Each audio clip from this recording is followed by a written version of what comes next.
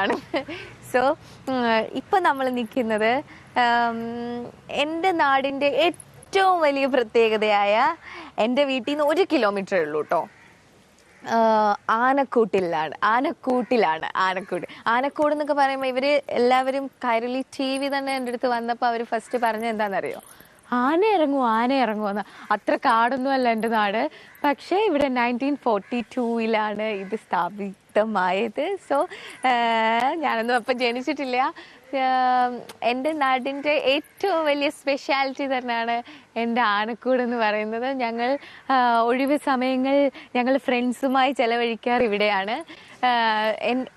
എൻ്റെ means കോന്നിക്കാരായാലും കോന്നിക്കാരല്ലാത്ത friends ആയാലും എൻ്റെ വീട്ടിൽ വന്നാൽ ഞാനിവിടെ കൂട്ടിക്കൊണ്ട് വരാറുണ്ട്. എല്ലാവർക്കും തന്നെ ഇതൊരു വലിയ പുതുമയാണ്. ആനയെ തൊടുക എന്ന് പറയുന്നത്, അല്ലെങ്കിൽ ആനയുടെ പുറത്ത് കയറുക എന്ന് പറയുന്നത്. പക്ഷെ ഞാൻ 20 ഏജിലാണ് ഫസ്റ്റ് ആനയുടെ പുറത്ത് കഴിഞ്ഞത്. ലാസ്റ്റ് ഇയർ ആണ് ആനയുടെ പുറത്ത് ആദ്യമായി കയറിയത്. അങ്ങനൊരു ഇതുണ്ട്. നമുക്ക് എന്തായാലും ആനകളും ആനക്കൂട്ടിലൊക്കെ ഒന്ന് കയറാം. വാ.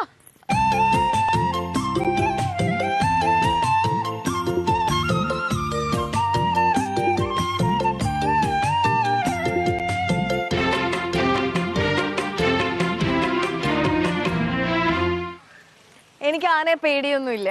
പിന്നെ ഇത് ആനയുടെ പേരെന്താ? എന്റെ മീനക്കുട്ടി. ഇതെന്റെ ഈ ആനയുടെ പേര് മീനക്കുട്ടി എന്നാണ്. ജുജു ജുജു.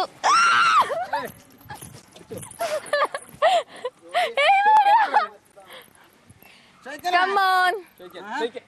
ആന മീനു വാടാ. അമ്മച്ചി മീനു വാടാ. തക്കരക്കുട്ട വാടാ. ചുണ്ടരിയാണോ? എനിക്ക് പൊങ്ങുന്നില്ല. എന്റെ മീനുകുട്ടിക്ക് എന്റെ ഹൃദയം നിറഞ്ഞ ഓണാശംസകൾ. അച്ചുടാ.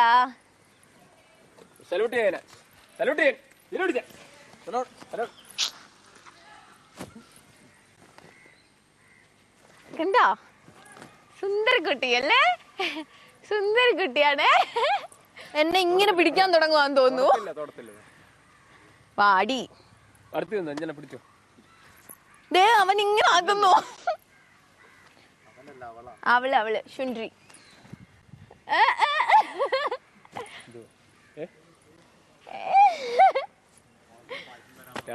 കണ്ടോ? എന്റെ സുന്ദരിക്കുട്ടി മീനുക്കുട്ടിയാണിത്. ഇവള് ഭയങ്കര ഫ്രണ്ട്ലിയാ. 92 6 മാസം പ്രായത്തിൽ ഇവിടെ കൊണ്ടുവന്നു. ആണോ? ഇവിടെ 6 മാസമായപ്പോ ഇവിടെ കൊണ്ടുവന്നതാണ്. ഇവരുടെ എല്ലാം പെറ്റാണ്.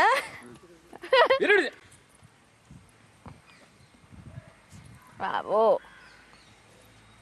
എണ്ണോ ചുഞ്ഞുരുവായാണോ?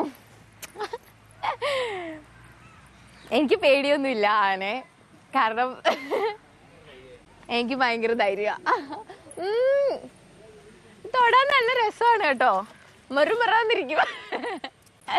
പക്ഷെ സ്വീറ്റ് ആണ്. എന്ത് പാവം, നമ്മളെക്കാളും എന്ത് വലുതാ. എന്നിട്ട് ഒരു അഹങ്കാരം ഇല്ല. കണ്ടില്ലേ? മനുഷ്യരുടെ കൂട്ടല്ല എന്തായാലും. അപ്പൊ മീനുക്കുട്ടി ബൈ.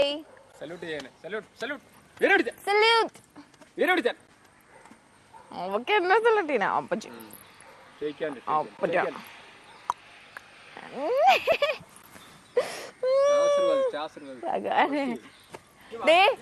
മീനൂട്ടിയുടെ അടുത്ത് നിന്നപ്പോ നമ്മളുടെ പ്രിയങ്കരനായ കൊലക്കൊമ്പൻ എന്നൊക്കെ പറയുന്ന പോലെ നമ്മളുടെ സോമൻ വരുന്നുണ്ട് ഇങ്ങോട്ട്. സോമൻ അവിടെ നിന്ന് നോക്കുകയാണ് നമ്മളെ. ഹായ്. പിന്നെ ഞാനൊരു വലിയ സാഹസം കാണിക്കാൻ പോവാണ്. എന്തായി തീരുമെന്ന് അറിയില്ല.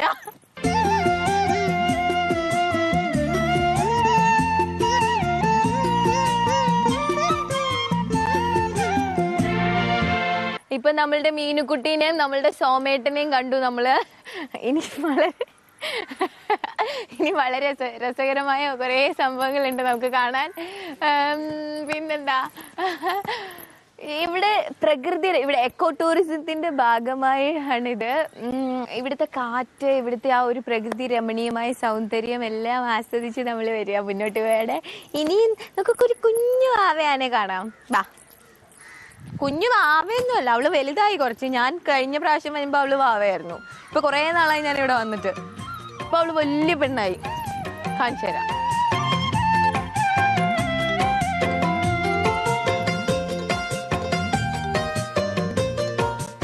ഇത് നമ്മളുടെ ദീപക്കുട്ടിയാണ്. ഇവളാണ് ഇവിടുത്തെ ഏറ്റവും ചെറിയ ആന. ഇവൾ കുറച്ച് കുറുമ്പാണെന്ന് തോന്നുന്നു. കാരണം ഇവൾ എപ്പോഴും ഇങ്ങനെ ഡാൻസ് കളിച്ചോണ്ട്, അന്ന് ഞാൻ വന്നപ്പോഴും ഇവള് ഭയങ്കര ഡാൻസ് കളിച്ചോണ്ടാണ് എപ്പോഴും നിൽക്കുന്നത്. ചൂച്ചു ഭയങ്കര പിണങ്ങി നിൽക്കുവാന്ന് തോന്നുന്നു, നമ്മളെ നോക്കുന്ന പോലും ഇല്ല. എന്നെ ഇങ്ങനെ ഇങ്ങനെ കാണിക്കുന്നുണ്ട് അവള്. Okay, yes yes yes yes. പാപം ദീപ, ദീപ, ദീപക്കുട്ടി എന്ത് സ്വീറ്റാണേ. നമ്മളുടെ നാട്ടുവിശേഷങ്ങളെല്ലാം കണ്ടില്ലേ. എനിക്ക് തോന്നുന്നു നിങ്ങൾക്ക് എൻ്റെ നാട് ഇഷ്ടപ്പെട്ടെന്ന്. അത്ര പ്രകൃതി രമണീയമായ ഐശ്വര്യമുള്ള ഒരു നാടാണ് എൻ്റെത്. ഇപ്പം നിങ്ങളെ മനസ്സിലായല്ലോ, മലയാള തനിമയുള്ള ഒരു നാടാണ് എൻ്റെത്.